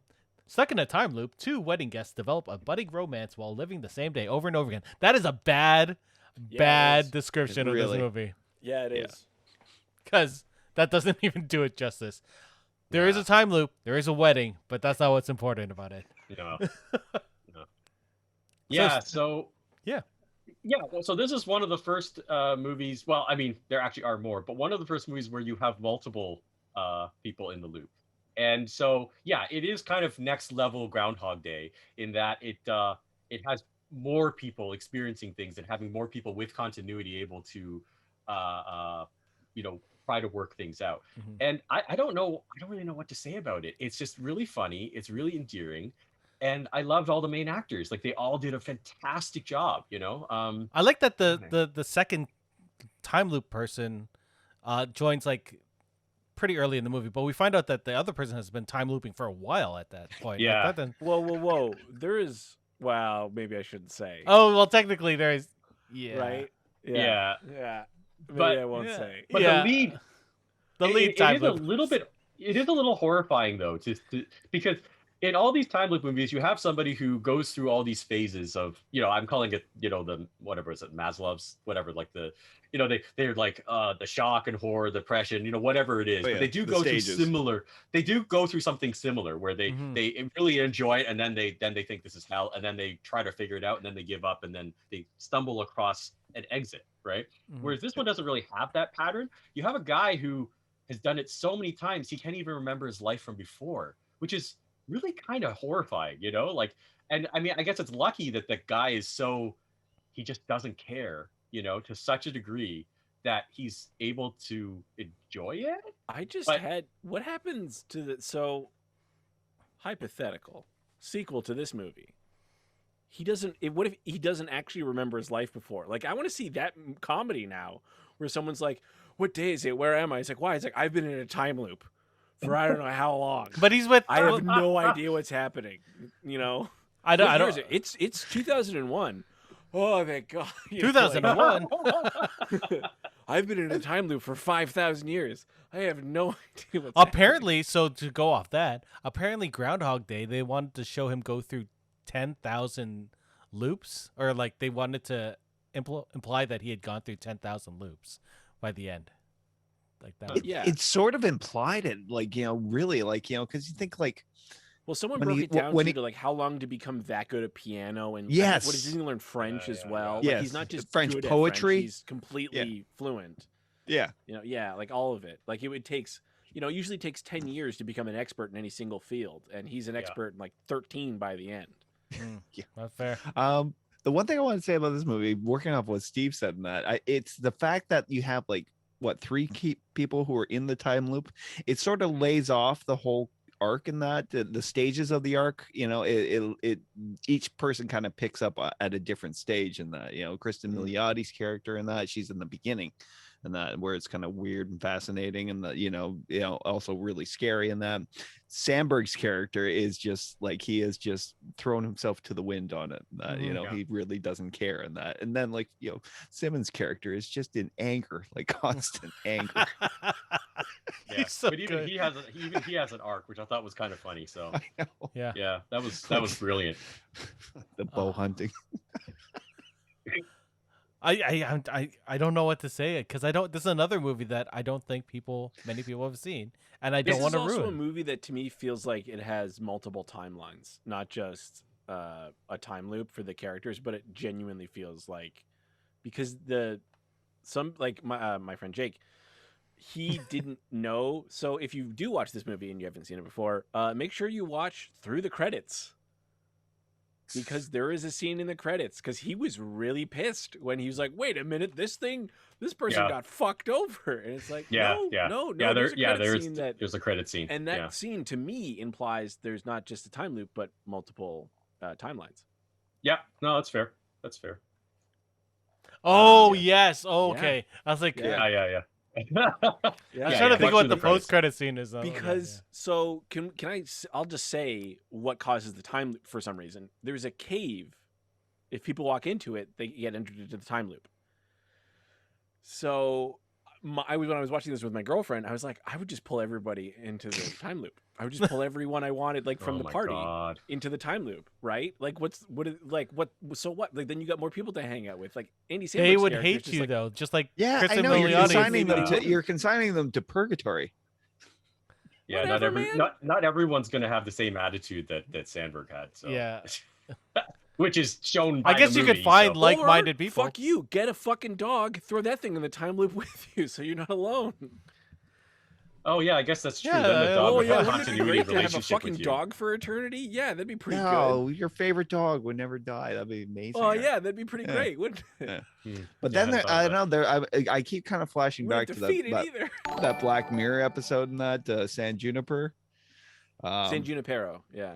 San Junipero, and that it's like how screwed up people got, like realizing that there was no end to their lives, and that it just keeps going on and on. And that, and like there was those people that went to that really like horrible club and that to like beat on each other just to feel anything. I like this is this is what you're facing. This is what you're facing when you episode of Black Mirror I never finished because I just didn't care. No. Oh man. I was like, I don't care. What? I don't care because it doesn't. move along the rest of the story of Black Mirror. It's a very central focus story about It's one such a specific thing. good episode. It really is. It may be, but I didn't finish it.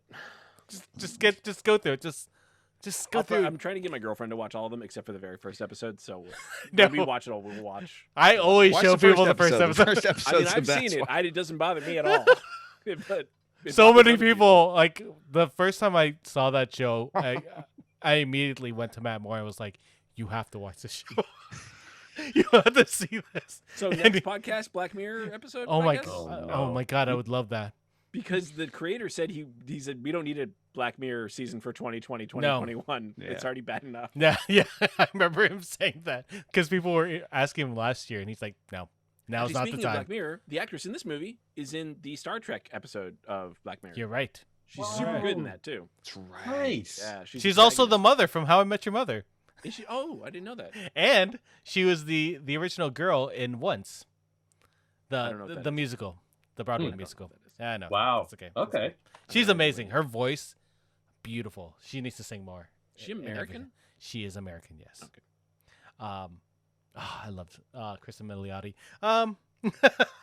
Yeah, And- this is a fun movie for couples, for dates. I mean, it's sweet, and it's funny, and yeah, it's just it's a wholesome, fun movie, and I don't know. I think this could supplant Groundhog Day for people. Just like if you were gonna have something on instead of, I think Yeah. you could watch this. the only reason why I don't think it would is because it is a little bit more mature, and Groundhog Day you could play for anyone.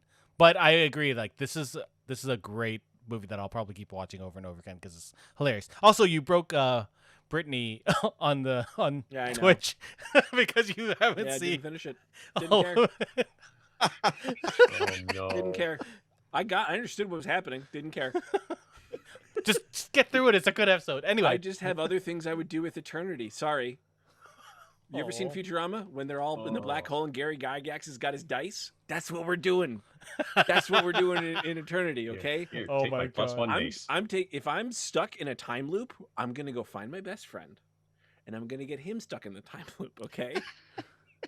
And we're gonna play D&D, just me and him, just me and over him. and over again. Over and over, For because we'll eternity. never run out of ideas.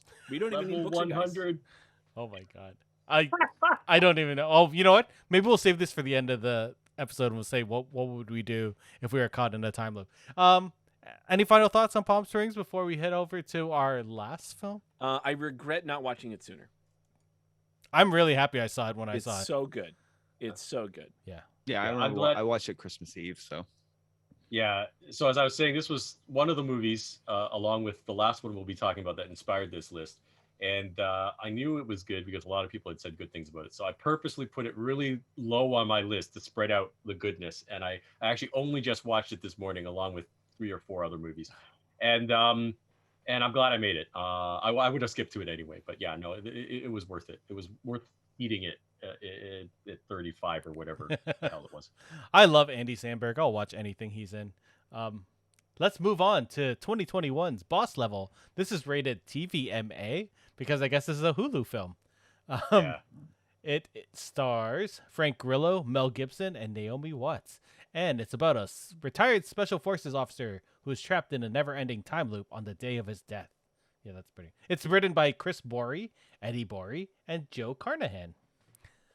Yeah. So why'd you put this on the list? Well, Oh, and Will Sasso. Sorry. Yeah, Oh, don't yeah. forget the sass. Oh, and Michelle Yeoh. Oh my God. Yes. Sorry, Brittany. Yeah, special appearance. Yeah, I saw Grillo talking about the movie, and he looked like he was having fun, and just the idea of sort of an action movie character getting killed over and over again, I was like, okay, that's gonna be fun. But when I watched the film, I was really surprised. There was a lot more to it. Like the action parts, great, but Mhm. this is one of the few time loop movies that does have, like I was saying, that sort of third act reveal, because you don't really know, the whole story. And it develops the character, his world, and a lot of other things that are going on, as well as the reason, which they don't often go into in time loop movies. And it's just a complete package. I just had a really good time. And I was surprised. I was like, I don't know why.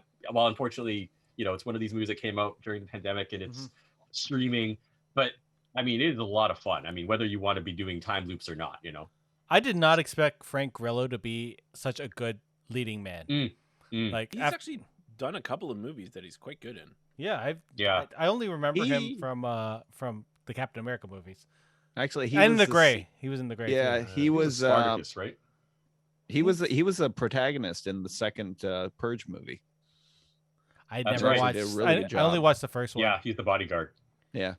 Huh. There's Yeah, a he- movie, I think He's it's- very is it Click talented, Clay? but that's the thing. He kind of looks. He's got that look, and they keep casting him for that look, and it kind of sucks. This is the perfect role for him though, because he played into it, right? He played into a uncaring merc pro, right? And you like because he's able to carry the development of the character as an actor. You see so much more of him by the end. So Yeah, Yeah. yeah, and like, like, he's such a I didn't think he was that dislikable at the beginning. He was No. sort of an asshole, he's sort of a drunk, but like, yeah, he's okay. He grew, but not a lot, if that makes sense. Yeah, And that I didn't expect that. Mel Gibson is great as a bad guy, and I know he's not a great guy. Person? There Human being? there are times I was sitting there Employable? and I was like, did they just let him just go off at this moment and just film him while he's talking? And then but I thought he was a good bad guy. I thought Will Sasso was a great bad guy. When his I smell muffins. I saw muffins. Oh, blind. Oh my god. Like Yeah, it's such a weird movie. There's tons of action. It's so funny. It just works on a lot of levels. And Frank Grillo, he was fantastic in this movie. In that, he goes through all those stages beautifully. In that, the depression and that, getting out of bed every morning, fighting the same guy, knowing the moves down pat, so that he can just go get a cup of coffee while he's fighting a guy with a knife. Is probably one of the best action sequences I've seen in ages. oh yeah, Thor's wife is in this too. Annabelle Wallace. She was the dentist. Oh, okay. All right. Do you remember, Dave? You look Yep, lost. yep. That's Chris Hemsworth's wife? Yeah. Oh, okay. I didn't know that. I didn't know that either. They have I've seen her in stuff. Yeah. I didn't know that was Chris Hemsworth's wife. this movie has such a good supporting cast, like big people as supporting cast, and you're just like, what the Oh hell? yeah, you missed Ken Jeong. Ken Jeong, yeah. Oh my god. Oh yeah. Yeah, He's runs very the, annoying on purpose in this movie. Which is kinda that's generally thing. why he gets cast in Yeah, things, that's right? true. Even though he's really funny on his own, but Yeah. This movie, I thought this was gonna be a video game movie. You know how they have that that Chris Reynolds Reynolds? Oh my god, Yeah. Ryan Reynolds movie, Free Ryan Guy Reynolds, coming out. I thought this was gonna be like that, and I didn't realize it was actually a time loop movie. I thought it was gonna be a think video that's game. actually kind of why I didn't like it, because it felt like a bait and switch to me. It was like, Yeah. because there are video game things that are important in the movie when he connects with his son, Yeah. but other than that, it the beginning of the movie literally starts with character select. Yeah. And then that's never brought up other than a tempo. Yeah. Yeah, I It's just forgot about why that. is this the aesthetic? This is a post-production aesthetic, but it doesn't really fit the rest of the stuff. That's my one criticism, and I agree with you, David. I feel that they start with that, so you feel like there's got to be some sort of a video game explanation, but it really is just something that's just applied, just to start the film and to, I guess, log the repeats. But it's a little misleading, and I think it was it doesn't fit actually. Okay, fine, the whole thing with the kid, but that doesn't make any sense for that to be at that stage of the movie, right? He doesn't really make that video game connection or analogy until much later, right? So it feels to me like if they didn't do that, this would have been a movie you would see at Blockbuster in 2002. Starring Steven Dorff, called The Osiris Complex, or something like that, right? And you'd be like, I guess I'll watch it. It's it's $2 Tuesday, so I'm gonna watch this shitty movie. Yeah. And you're absolutely right. But instead, it's called Boss Level, which also doesn't make sense. But it kind of makes sense. This is like a Dark Souls game. That's it. I don't know. Yeah, I feel like there's yeah. something a little meta going on with their choice to go with that title, and it's more about kind of our approach to this and that.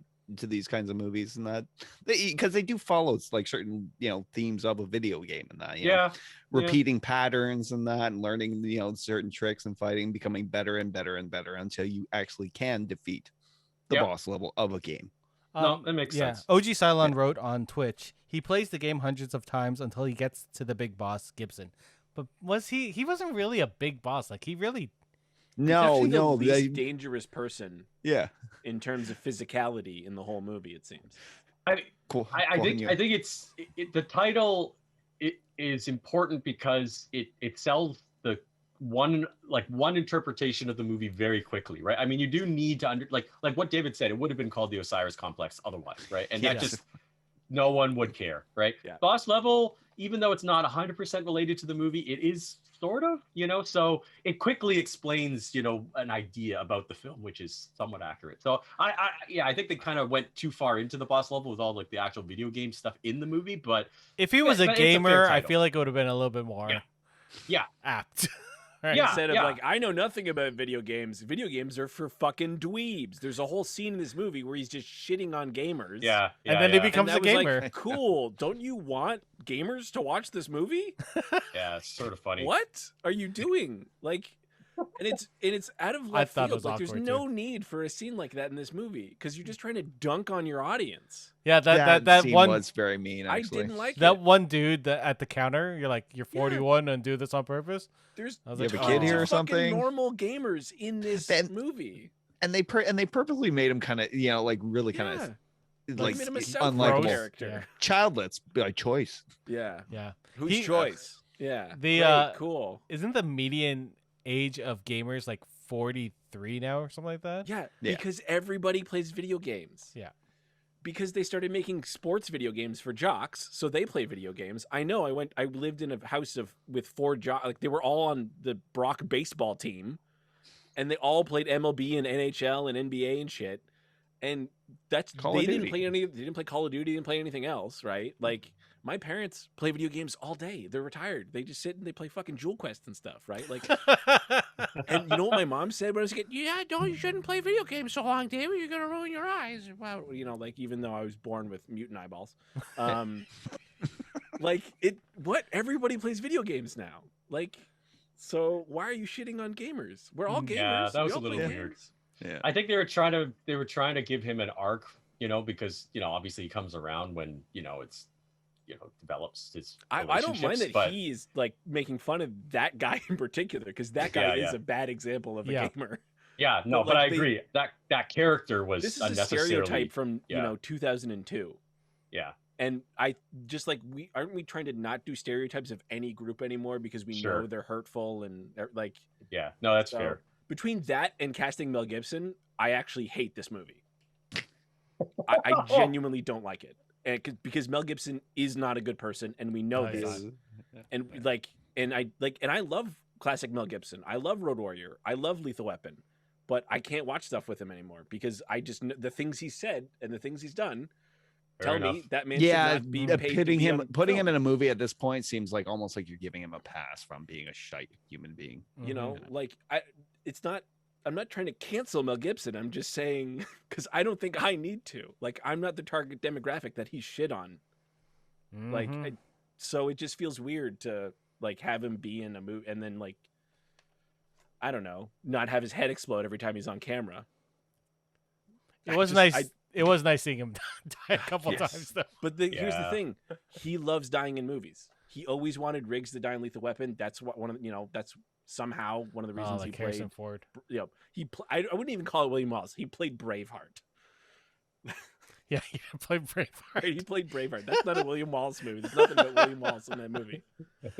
Oh man, finding out about the actual history of Braveheart made me really sad about the movie Braveheart. Although I liked this Australian American plays this Scotsman who marries a woman who is a child when the actual thing took place and had nothing to do with this guy and was 200 years later. Let's put on this face paint that they didn't actually wear at this period. They weren't. Yeah. We could do a whole episode about Braveheart. Yeah, not a fan. Frank Grillo is great though. I love him. He was, Yeah. he's been in lots of good he movies. just I thought the action was deserves to really be in more good. movies. I Yeah. thought the choreography was good. The special effects were surprisingly good for a Hulu movie. Yeah. Yeah, I don't. Did this come out in theaters? I don't know. I don't think so. I don't. No. Yeah, I don't know. No, I doubt no, it. no. It went online. It went onto streaming in January. Yeah, that's all I remember. I think the best scene in this movie is when he was ripping his teeth out. That was great.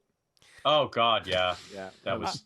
I was nuts. very, very much enjoyed Will Sasso's death because it made me. It was just so protracted, and It was so Well, to be fair, it's a funny. time loop movie. He does a couple times. The first time, the first time, the sword. They tried to make some people in this movie very annoying, and like Ken Jeong is very annoying. Dave, the security intelligence, whatever he's called, Yeah. guy. Even though they're useful, but they are, I think, heavy-handed, like to an extent where it's heavy-handed, where they're just. I annoying. think that's part of it, though. I think the whole movie is a little bit like Stereotypes? tropey. I don't Yeah, know. it's stereotypes and yeah, That's fair. like the Legion of Killers and that, like Guan Yin. Oh my I am God, Guan Guan Yin. Yin. I have Guan done Yin this. Has done this. done this. I really. It took so long for him to get his, his in for that scene. I was just like, oh, that's the other thing that bothered me is because so they put the number of attempts, right?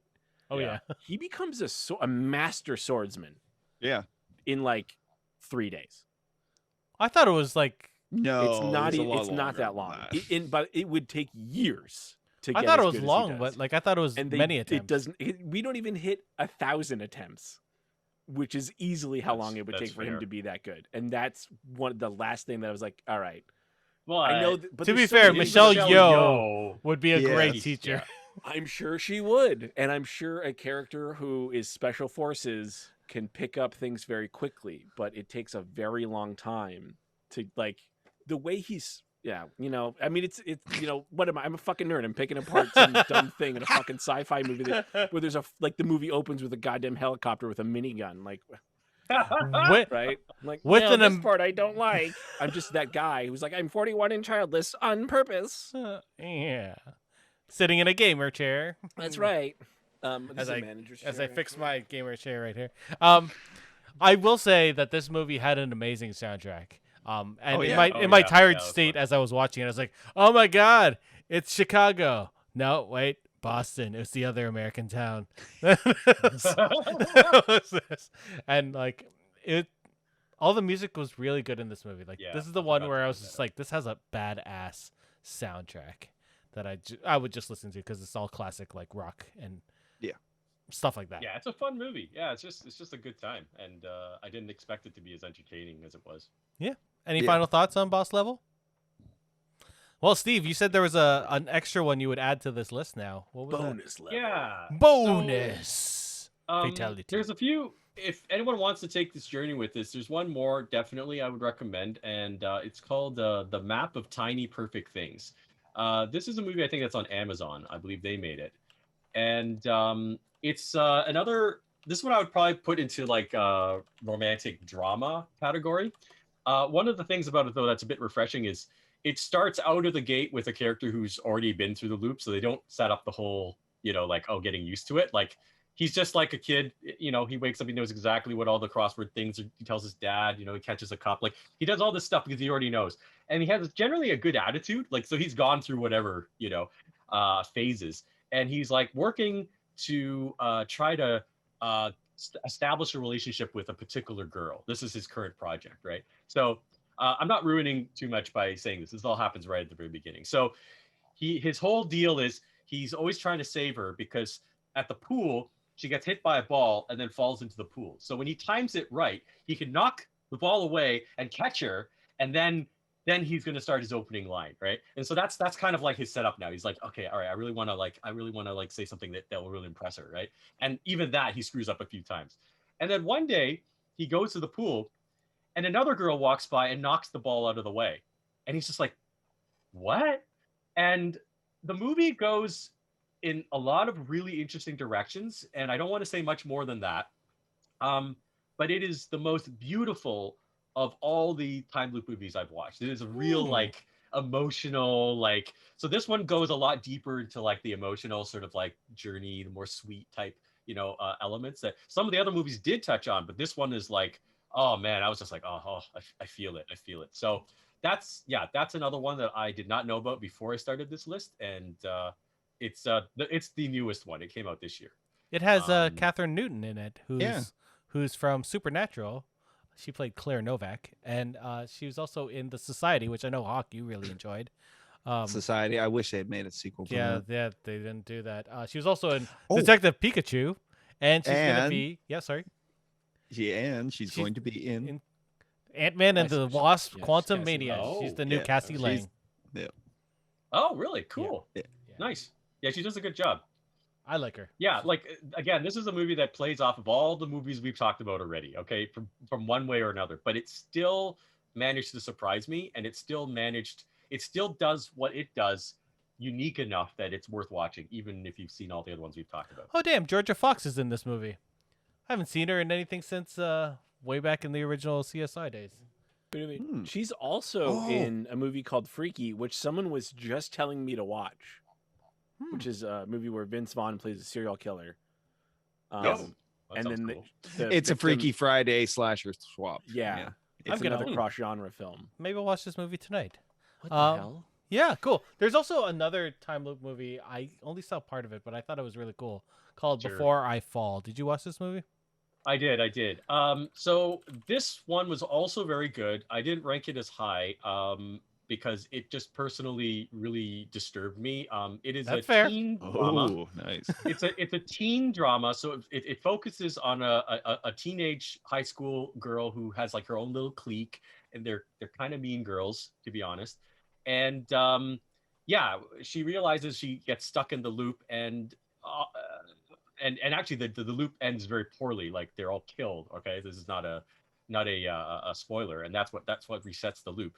And it was just very good at capturing teen drama, and that's not my kind of film. Like That's fair. I just like so much anxiety, so much angst, but really good, right? Like, that's The on main purpose, girl, you know? Zoe Dutch, is a really good actress. That's why I really like that movie.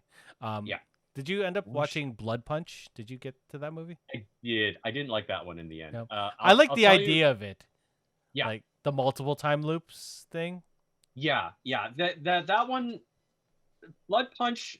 If you look it up and it sounds interesting, I don't really want to get into it. It's kind of interesting because it has, again, multiple people in the loop, but I found the production value a little bit cheap, Yeah, that's and fair. overall there were some, like, I don't want to get into continuity issues because generally the time loop movies are actually really clean. There's very few. There's actually only Oh, I didn't 3 notice movies anything in the that had in those- continuity problems. None of the ones we watch have continuity problems. Mhm. Looper, actually, I should bring that up, does have major continuity problems. It's not a time loop Um, movie. I know, but even as a time travel movie, Yeah. that's fair. there's some issues with it. But Blood Punch has got a major time continuity problem. So if that matters to you, then that will bug you. I think it It does. It's not always crazy important. because it Though. won a bunch of awards, I don't know why. did it. I Damn. don't know Yeah. why. I Like like that. Palm I d'Or- thought that like a movie was half a good. dozen. Blood Punch, really? Okay. Austin Film Festival, Dances with Films, I haven't seen Like, this movie in a it's long worth it. time. So. Hoboken It's- International Film Festival, New Orleans. It's very indie, and it feels Yeah, very indie. It's very indie and, for sure. It's not the worst I've seen, like, from all the movies I've watched, but I didn't think it was extraordinary. Like, I don't think it brought anything to the genre, But if you want to, like, see people getting killed a lot, that's another good one, lots of death. Any other ones you would suggest before we head off? Sure. Well, there was the one that David recommended, 1 Minute Time Machine. That's on YouTube. I think that one's great. You can, now here's the thing then, because they're not reliving the same.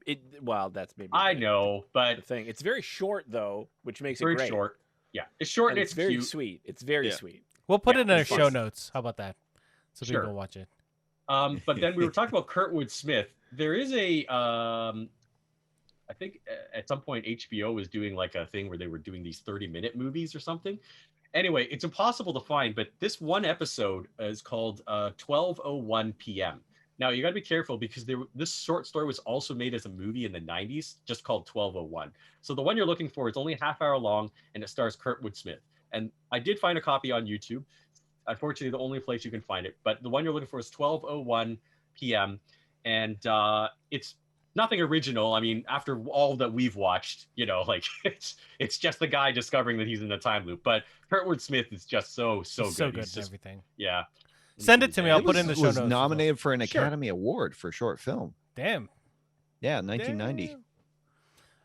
Yeah. One other one that's sort of interesting if you're in the time loop headspace is Arc, A-R-Q. It's a ARQ from movie. Netflix. Yeah. Yes. I forgot about the movie. I forgot about that movie. Yeah, That it's one is got Green Arrow's interesting. little cousin. Yeah, that one is interesting because I it thought that was it his does brother. do something slightly cousins. different Oh.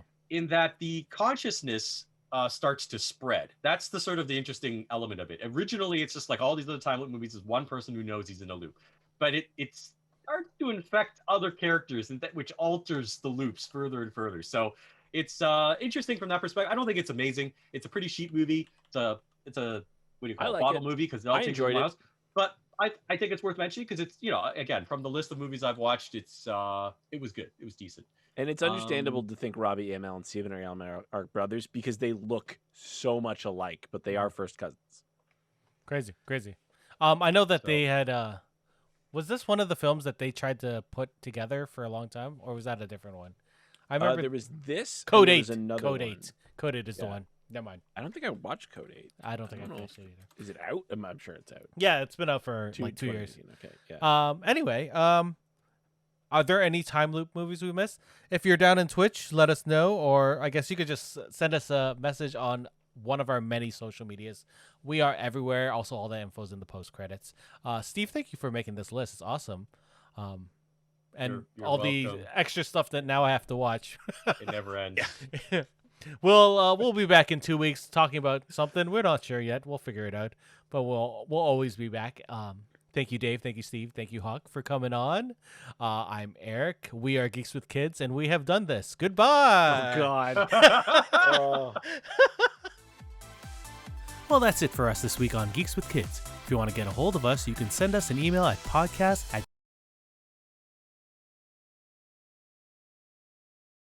with Kids. Follow us on Twitter at Geeks with Kids CN. Check out our pics on Instagram at Geeks with Kids.